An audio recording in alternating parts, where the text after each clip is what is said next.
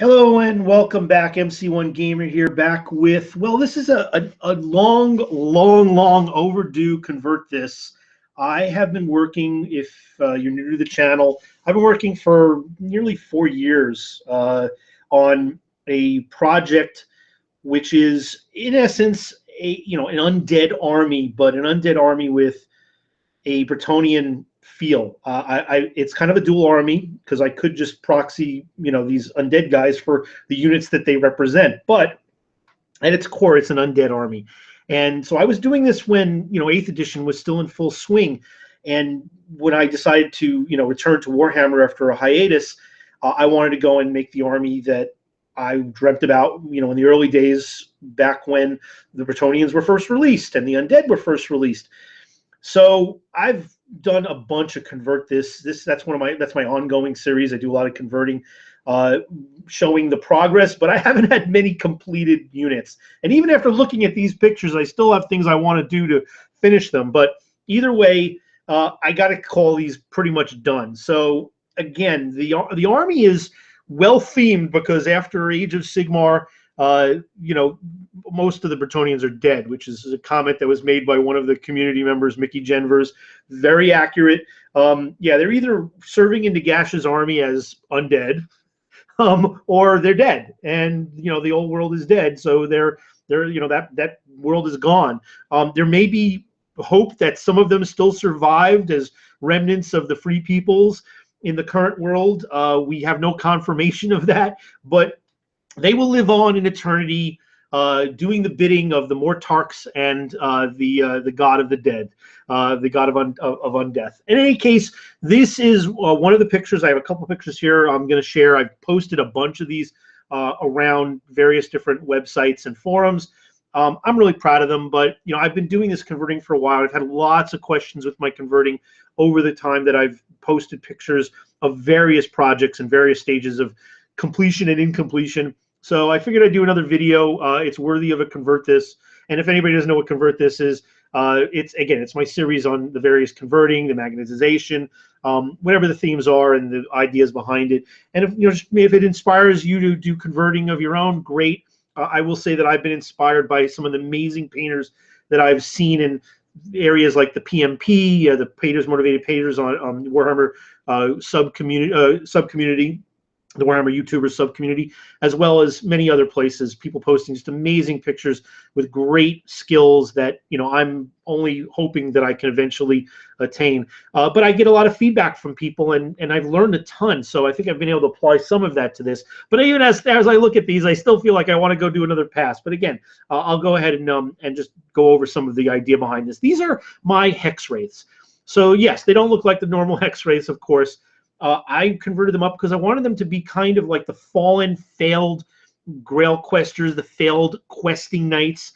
They kind of were fitting because the Hexwraiths are wielding two-handed weapons, and questing knights are one of the only units that use two-handed weapons. I think the only unit that uses two-handed weapons in the Bretonnian army as it stood before Age of Sigmar. And being that that they have been decimated, or not decimated, destroyed, it only seems fitting that I'd use that as the benchmark for what I wanted to do with my Hexwraiths. So I put in that was the crux of it, and I decided that I would use various bits. I used some of the Empire bits for their great sword wielders. It was very hard to find some of the bits that I was looking for that I believe there were questing knight specific arm bits, like these metal bits that actually had little fleur-de-lis even on them. They're just impossible to find because those kits are just so in demand, and of course out of print. But I was able to do some converting with various bits from arms and from those kits. You can see that I have different types of horse options here. I'm going to show a picture here on the a little more of a profile. I took the Bretonnian chargers and I dremeled out all the interior, all the legs, dremeled out all this stuff inside here so that I could fit in the skeletal horse parts from the Tomb Kings. And I believe there's an old kit also that uses the same one for the old Undead, which had like mounted whites, and that was something. Look, I didn't come up with these ideas myself. Some of them I did, but some of these ideas I kind of took from inspiration from other people's stuff that I've seen on the net.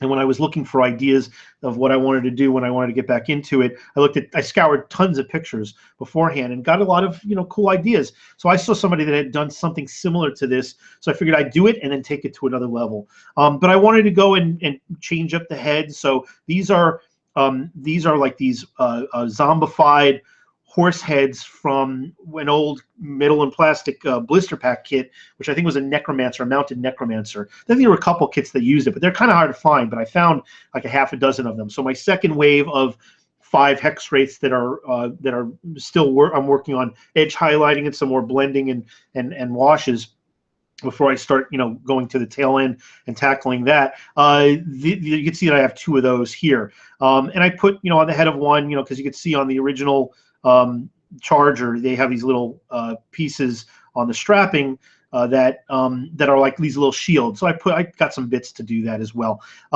You could see that I removed some of the heads and put some skeletal heads here. That is no small feat, especially this one here in the center, which has the nose area taken out, and I just put the very, very tip of a skeletal horse's snout.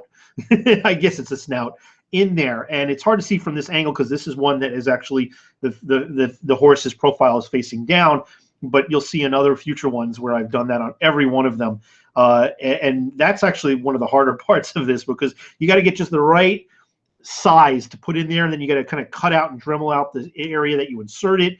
So that was those little types of things, those little accents really go a long way. And also things like putting in these shoulder parts to instead of just the chain that's on some of these. You can see that I use some of the actual questing knight tops. This guy has got a Bretonnian head. I don't know, Bretonnian Knight of the Realm head, and these are actually both of these I think are the Grail Knights, because I think from the little Grail symbols they have, which works fine with me because Grail quests are still quests, and if they fail them, well, then they qualify here. But I gave them different weapons because they're supposed to have 2-handed weapons, but I wanted to have them have a little bit of a different look. Obviously, I didn't give them shields because they don't need shields. They don't have shields, and there's no shields on the unit. And questing knights typically don't have shields either. So, or maybe they did have shields, and because I've seen them on the bits, but they typically use 2-handed weapons, so I don't think that comes into play. So there's a lot of little pieces that come into that went into making this. Putting the tails on all of them. I think I have a rear shot here. Here you go. Dremeling out the tails and putting in the skeletal tails also, just so that there was, it's a complete look. That is, it's a skeletal horse. And cutting out these little holes into the tatters of the barding, these are actually mounted on these. I originally had these on rectangular the old school bases from 8th edition, and these were resin bases that were kind of gravestones. I wanted them kind of coming out of the gravestone. There's some ways that I could have done that probably a little bit better. Like this guy here is kind of like leaping into the air almost. But I figured I'd have them on top of the gravestones because it was a nice fitting thing to have on the base, and I wanted to decorate the base. But because they were resin, it was kind of difficult to just slice them off, and drumming them just created a cloud of dust. So I kind of transplanted some of these. That's why you see some of these mounds a little bit raised here, like this one here, because I just cut off the rectangular part and stuck them on the oval base, which was hard to do for a lot of these models. Just not just hard physically because some of these again were resin or even half completed bases, but because it was just hard to cut into a model that was so close to the completion. But I just decided if you're going to take the plunge, you got to take the full plunge and go the full route, and I did. So I wasn't sure what to do about the little greenery on these bases. I put some slight flocking on here, just here and there, because if they're tombstones, there's not going to be a lot of foliage. Maybe somebody might put flowers on a grave when they're paying respects to their relatives, but there is some grass area. But I also wanted this to be kind of like a more of a deadened, desolate you know, the corruption of the undead, you know, not allowing stuff to grow. It's not just a simple graveyard that these guys might be popping out of. So I didn't want to have a lot. I just want to have a smattering of this. I guess I could do more, and I'm always open to suggestions, so you can feel free to leave feedback if you have any. But this is the thing I really liked was I found this stuffing, and I think this is, I can't remember, this is not cotton. I've heard of people that have put cotton. I've seen people that put pictures of cotton with their ethereals before to kind of make this like little misty thing. I didn't want to overdo it because then you wouldn't see the base at all, and I think it would be too much. And sometimes, you know, a little bit less than what you think is probably better. You know, you go too far with some of these accents or, you know, things that you do on the bases, and it could detract from the model. So I kind of wanted to go subtle because you can always add more. It's harder to take the stuff away when you put it on. It's easier to add more. So later if it's not enough. So I might put more stuff onto some of these bases if people have ideas or suggestions. They look decent from far away. I don't want to take too much away from the actual models themselves. They look better obviously from 4 feet away than they do looking up close, especially now they look at these pictures in higher resolution. In any case, I wanted this misty feel about them underneath, even though I went and put a lot of effort into the legs and even the under part of the model. I spent some time with, and these stuff that you would never even look at. But I didn't want to have that gray or black area that you suddenly looked at from a certain angle and you're like, whoa, okay, that was overlooked, that wasn't completed. I just wanted to at least have some kind of a pass, even if it was a rudimentary pass with a wash, to show that, you know, that stuff was looked at. But then I covered it up with some of this misty stuff. This is not cotton. I've seen people use cotton before, and I don't recommend it because it can get wet, and then it warps, it changes its shape. Even if you use like the glue, the Elmer's type glue, the PVA glue, even if you use that, it can still warp and get messy. And then I've also heard a lot of people say that it gets dingy and dusty and kind of gets sooty, and I didn't want to mess with it. It also can get caught on stuff. So I wanted something that was underneath that wouldn't easily catch on to other like little, you know, bits and, you know, things that, especially on the bottom part of the model, they're probably not going to very easily. But I just wanted an accent of that misty thing. And I found this is kind of like a pillow stuffing or a couch stuffing. And I don't know where I can find more of it. I wish I could. But I've got a good bunch of it, more than enough that I need for the army that I'm using. And I'm going to have some leftovers to put like these little smoke puffs for gunpowder weapons that I'm going to use for other stuff that I'm doing, like dwarves and whatnot. But for these guys, it really worked out well, and I think it came out pretty good. You know, when you look up close and you zoom in, it looks like stuffing. But you know, when you're looking from the tabletop, or even when you get down to like, you know, that 1 foot view, I think it works pretty well. So I'm glad that I didn't put too much on there, because if I cover like the whole base, I think it would have been a little overwhelming. But it's a plastic material or something along those lines, and so, or maybe it's, you know, some kind of fiber, and so it's not going to easily get, you know, warp or, you know, get stained or absorb any moisture. I think it was the right material to use for this. So if you're ever looking to do that, go ahead and do that. Go find that kind of stuff, and I wish I knew the name of it. If anybody does, please post it. These pictures, by the way, seem a little bit bright. I really went to town after getting some feedback from Vince and from Mickey, from the Warhammer YouTuber community, and from the PMP, that, you know, obviously the contrast to make these guys look glowy, you need a darker base, and then move out there and get it to be a little bit brighter on the edges. And I didn't want this to be object source lighting. If you don't know what that is, and I'm sure most of you do, it's painting the model so the illuminated areas and the edges that are brighter look like they're coming from a light source from a particular singular location. So like, for instance, the sun, and you might have an upper or even off to the angle area that you're accenting the highlight as if the light's coming from there. I did not want that for this model. It may look like I did it and then I didn't do it well. I intentionally did light sources from multiple locations, mainly because I wanted to make these guys look like they're glowing internally, not glowing or reflecting light from an external source. And the way to do that, of course, is to have it be as dark as possible and then kind of make it brighter on the outside. So I did several passes with some darker colors and washes to try and get the recesses to be darker, because I went and did this backwards, you know, backwards. I should have done is painted this up darker, a darker greenish bluish base, or however you want to go do it, and then highlight as you come outward. And I did it differently. I kind of went with the light color, and then I looked to wash stuff, but it was too light. And even with this lighting, it just brightens it up. This is actually darker, and the contrast is more profound when you look at it. Maybe even in some cases too stark, because some of the blending looks good in some of these pictures, and some of the blending doesn't look so good in these pictures. But I went back and forth with some of these recesses here, just to try and create that, as well as obviously lighting the edges. And the swords, the glow on the swords look a little oversaturated with the lighting I have too. They actually look a little bit better in person.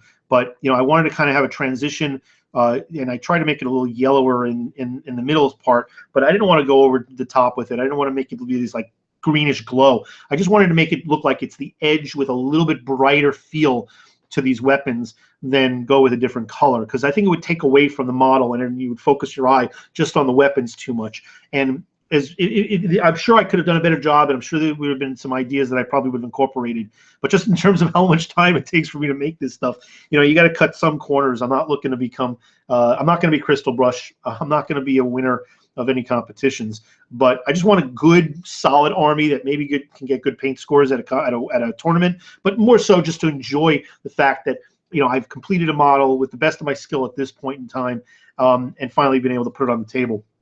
So some other things, I mean, obviously the light sourcing for some of these shield areas on the barding, the tabards, I made them inconsistent for a reason. Some of them I've made as like split panels. I had the inclination of, and this is just beyond my skill, of kind of mirroring the ethereal effect on the lighter side as a fleur-de-lis, and then did a mirror effect on the other.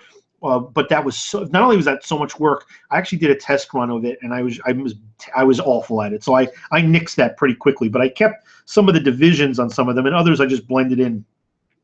I can see some of the blending here I could have completed on this neck, for instance, that I could have done a better job in some of the transitions over here. But hey, again, from 4 feet away, it's going to look great. From tabletop looking down, it's going to look great. But you look up close, you see all these imperfections. But that's the nature of painting, and I'm learning a lot, and I'm going to continue to learn, especially with all the input from the community. But there's obviously I wanted to have a little bit of a flare effect on some of these shields, on the tips, and just have the underneath, and just have a little bit of a blend that came in, and it was a challenge. I went through this several times, several passes. Started out initially with like some airbrushing, and just had some angular white color, white sprays to try and give it a good spread, and then went back with some washes. But I'm learning these skills, so you get it wrong sometimes. The only thing I would suggest is to anybody who's trying to do stuff like that is do it on a test model so you can learn the skills. So if you mess up, it's not on your main model. But the other thing is go light. Don't over spray or over paint or whatnot, because it's easier to add on more than it is to take stuff off and to try and correct it afterwards, because I did plenty of that. But one of the great things I really like about this is that there was so many areas to play with, so many recesses to play with on these models. They're so busy. There's so many little crevices, whether they're denoting chainmail or whether they're showing different areas of the tabard, different cuts that I made into the tabard. You can see these little holes that I put in here, just in little cuts into the bottom parts to show that there's some just some rippage and tattering. I'm doing that with the other models that I have for the line that I'm converting from Bretonnian bits and Undead bits, just to show that there's some wear and tear. These guys aren't pristine and perfect. And then, of course, things like these little cuts in the side of with still flesh on the bone for the skeletal heads, the zombified horse heads. Nice to have something in there to kind of put the washes in to create some contrast, and then these raised areas to create this, to lighten up, to create that glow effect. So the glow effect, I think came out pretty well. Again, I'm already seeing it's just so different, even with a I have a lighted magnifying glass a lamp that I use for the fine detail, but it's different when you're looking at that versus when you take a picture and step away from the model. It's something that I always marvel with. I'm sure that veteran painters will probably understand that completely. With me, this is a learning experience that, you know, I every time I step away and I look pictures of the model, I'm like, oh God, I missed that. Oh God, I could have done that better. And I look at some of these areas here and some of the transitions. They may look good from looking away from 4 feet, but you know, there's certainly some better blending I could have done. But I'm still pleased with this. I'm still very happy with it. I mean, I'm stoked that these guys are done, and I can put them on the battlefield, and I can be proud of how they look. And I can't wait to I'm bringing this stuff to an event coming in, 2 events actually coming up in February and March, big events where painting is going to be an issue. And I'm just trying to test these guys out. Look, these are not the apex of the undead units. I think they need to be used in a very specific way. I talk about tactics and strategy on various videos, my unlockings, various different types of videos. And I'm doing another series that I'm going to be inviting some people on, where I'm going to be analyzing the various different General's Handbook missions. But for this one, there's a specific tactic I would use with Hexwraiths, and you'll see that in some of the battle reports that I have. I've put one out just recently, and I've got a couple that I've been using them. I don't think that 5 is enough for these guys. It's very expensive. They are 160 points in the General's Handbook. Obviously, if you're playing narrative and open play, who cares about points? But if you're playing match play, you've got to be considering the points. In 8th edition, these guys were pretty good. I think that they were able to use their ability to spirit walk, where they flew over or through enemy units, and they could incur you know, wounds that didn't get saved at the time, but now it's called mortal wounds. And that was kind of their signature move. They still have it, but it only happens on a 6. So with only 5 guys, you may not even get 1 6. You know, with a good roll, you could get a couple of them. That's cool, but to get that kind of signature move, you're spending a lot of points on these guys. And it used to be that they were glass cannons. Well, not cannons, but glass. You know, they were very easy to destroy in 8th edition. They now they have 2 wounds. They are a little bit more tough fighting wise. They get 2 attacks on with the horses and with the mounts, so they can get stuck in and do fairly well. And one of their best abilities now is that there's no rend on their saves, so you can throw a Mystic Shield on them, and you know, other than mortal wounds, they're going to save a lot of attacks. And with 2 wounds apiece, they're going to last a while. So I liked a lot of the things about Hexwraiths, but they're still going to get mowed down by certain units, especially units that can dish out a lot of attacks, because you're going to fail saves. The best you're going to get to these guys is, you know, unless they're in cover, is you'll get them from their 4 up to a 3 up, which is not bad for an unrendable attack. I mean, unrendable save. But what I really want to use them for is a supplemental attack. They're a follow-up wave. They're a kind of leapfrogging unit, and you'll see in some of my battle reports that I have 2 or 3 battle reports I've used them with that I haven't cut yet, but I just put one up recently and I think I actually have another one that I put up maybe about a month back, where I started using this tactic. And you know, this is the tactic that I haven't seen anybody else using, and that is moving forward with a frontline unit of troops that is going to initially take the attack. It could be Black Knights, but they don't really hit as hard. Black Knights are just they're for what they. Black Knights are not meant to be your charging unit. They're meant to be a blocking unit. They're a spoiler unit. They will go in and kind of tar pit, even though they're very, very expensive and not a lot of models for doing what they do. They'll block the movement and the charges of opponents. Very expensive for that, but you can restore models, and that's a big deal. So that's ginormous. If you can restore models without having to worry about summoning or pool points or anything like that, reinforcement points, it really makes those units much more effective. These guys don't do that, so you need a frontline unit that does that. I prefer Blood Knights, but it's very expensive. But I will run up a unit of 5 Blood Knights. They're very good on the charge, but once they get in, you know, after that, they don't do very well. But it's very hard to get rid of because they also restore models. And then I have a secondary wave of 5 or ideally 10 of these Hexwraiths. And what the Hexwraiths will do is then they'll leapfrog over the combat. And sometimes I'll run them, it depends. And you get an extra die 6 on the run. And then you can dish those mortal wounds onto the unit that the Blood Knights are part of. Or you can go after a character that might be in the backfield behind them that are kind of synergizing with some ability and try to dish some mortal wounds on that guy. My favorite tactic is if they're close enough, if they're right behind that frontline unit, you have to wait. It's usually the second turn this comes into play. You don't have to run them. So what happens is they have a 12-inch move. you get them to leapfrog over, and they have to end with it no closer than 3 inches from an enemy model. Well, if you can do that, and you still get their spirit walk, which means you roll on a 6, you cause a mortal wound, and if you have 10 of them, which is what I've been running them at, you have a good chance to get a couple mortal wounds, and you can dish out that to either characters again or the unit that the Blood Knights or the Black Knights are stuck in with. They can then charge from the rear and hit from the back, and now you've sandwiched in a unit. And between a unit of Hexwraiths and Blood Knights or Black Knights, there's enough power to take out just about anything, any other unit. I mean, that's Age of Sigmar. No unit's invincible or invulnerable. But if you have the right combination, you can take on anything. And I think that's a hefty amount of points, but that's a sandwich. And they can then in successive turns retreat out of that combat if it's still there and go somewhere else. So your opponent's constantly going to have to be worrying about these guys. And with 10 of them, you get a little bit of a threshold so that if you lose a few, they still are dangerous. They still can be a threat to war machines or characters in the backfield. So if they're moving around and they're targeting those, if they get stuck in or they get charged, or if they wind up charging because they don't need to, that's a great way to compound this ability for them to fly around and move over units and dish out those mortal wounds.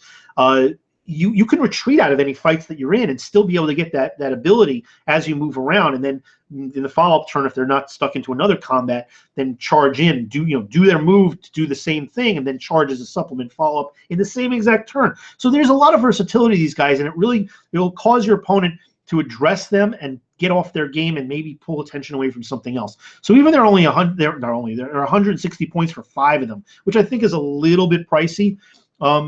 I think that they're still a fun unit to play with. There's definitely strategic uses for them. You got to know how to use them. If you just run them forward, they're going to get charged and they're probably going to get wiped out. They've got some benefits with having their saves not be rendable, but there are plenty of attacks and abilities in the game that dish mortal wounds, and there's also plenty of things that can dish enough volume to overcome that. So even if you put a Mystic Shield, eventually going to fail saves. Even if they're in cover, which they can be. In a unit of 5, it's a lot easier. They're not single models, but they're not monsters, so they'll get cover saves if there's a big enough piece of terrain there, and I've done that on a couple of occasions as well.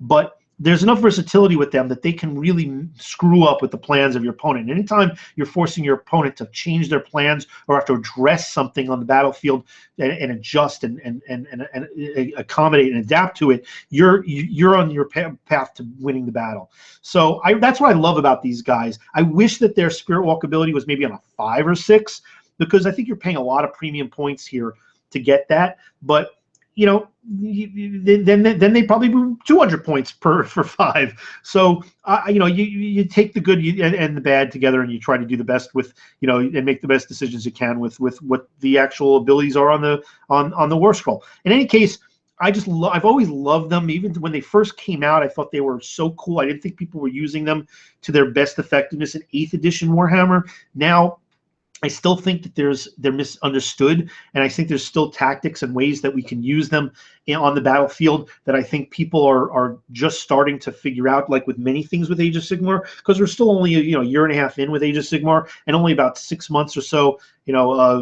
with the General's Handbook, with the new way of playing with points and such, and force organization. So we're going to learn a lot of tactics, and with the volume of games I play, I mean, I'm seeing other people's things that they come up with, which I think is great. I love the ingenuity that people come up with, and I'm figuring things out on my own. But between all of the content that people put out online and whatnot, we're going to learn. But we're still in those early exciting stages, like the really fun discovery stage of Age of Sigmar.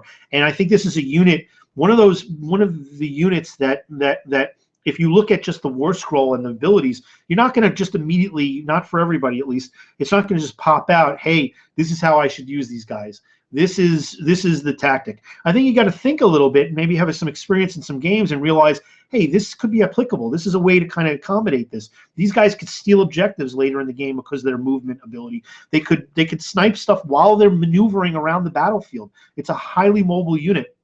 And I have my secret sauce with these guys, is the Compendium Vampire Lord on a Abyssal Terror. This is you know, one of the ways I love to use these guys that, you know, I take to tournaments. And what it does is, and this, if you stayed for this video, I don't think it's probably going on 30 minutes. We're going to be ending soon. But this is the capitalization, the exclamation point on my tactics for using these guys. So he has a special ability that allows, I think it's a spell actually, that allows you to double the movement value of one unit. And he's legal in match play. It's, you know, it's a compendium profile war scroll, but it's still legal in match play, and I love that fact that it's still, you know, they didn't abandon this, and I hope they don't in the future. Please don't in future General's handbooks, because you know, people still play Tomb Kings and Bretonnians and all the other compendium stuff from, you know, the old world. But the thing I like about this particular model is I apply that to these guys, and their move now is like 24 inches. So I have the ability to traverse these guys way across the battlefield. I don't usually use it on the first turn because, again, I want to screen them with a unit that can regen, that a unit can blunt, take a charge and not necessarily chaff up, because they're not just simple chaff, but still play interference, a screening unit like Black Knights or Blood Knights, or it could be even, you could even do it with Direwolves. That's a great cheap way to do it. You know, run some Direwolves up in front of these guys and have that take the attacks, and then pop over the Direwolves and with whatever they're stuck in with, and just, you know, with 10 of these guys, and dish some more wounds, and then charge back. But with a 24-inch move from that spell, and I think it's called Hellish Vigor. You don't have to worry about running, so you can pop over units, maybe dish all those attacks on a character or something vital, of, you know, a very tough high save, good save unit, like a lot of these Stormcast Eternal units, for instance, or any other unit that has good saves. And then, because you didn't run, you now can charge in the charge phase back into the rear. And these guys do a decent job. They do decent work. You know, I think they're like, I don't know, 4 up, 4 up, or 3 up, 4 up on attacks. They get 2 attacks with the riders and 2 attacks with the mounts. You get 10 of these guys. That's a lot of attacks. You're gonna do some hits. And I think the riders have only a -1 rend, but it's still a rend. You'll get some wounds through, in addition to your special ability and the fact that you're also now surrounding your opponent, because you've got something that, you know, hit him from the front, and then you got something that hit him from behind. So yeah, it's just, there's definitely some uses for them. They definitely have a place in the battlefield, and I definitely think that they're worthy of trying out and playing with, you know, in certain combinations in various games. And I've been having great successes with them. They've been a big shock in the way that I've been using them for the opponents that I've gone up against them with. They were just like, I never even thought about that, or I didn't realize in that combination, or I just wasn't paying attention to them, or they paid attention to them and suddenly something else that was a bigger threat became a lesser threat, because they were on these guys were doing what they were doing, and I was able to accomplish something else. I don't want to give away battle report and results or anything like that, but, you know, it certainly helped. So there you have it. These are my Bretonnian themed Hexwraiths. Failed quests abound for the Bretonnians, the unfortunately doomed Bretonnians, now in the service of the Lord of Death. And a whole lot of work went into them. I've got a bunch more coming. I've been working furiously on getting stuff painted up and completed for upcoming events. I've got 5 more of these coming up. You should be able to see some other Convert This episodes where I talk about what I've done and how I've done it, and I'm happy to field questions and happy to get feedback and ideas and, you know, suggestions from people out there who have more experience or are more talented painters than me. Please, I'm always welcome to that kind of stuff. Obviously, constructive criticism, but, you know, people that, you know, help me grow and learn as a hobbyist. That's what this is about, and that's why I'm doing this series too. So, you know, newcomers can benefit from the this stuff that I've learned, and, you know, it can get passed on down the line. But also, you know, just sharing the content in general, just so, you know, for the enjoyment of others. I love watching other people's videos on this type of thing, so I figured I'd share mine as well. And if you're tuning in, then apparently you do too. Thank you for tuning in, and have a great day. See you next time.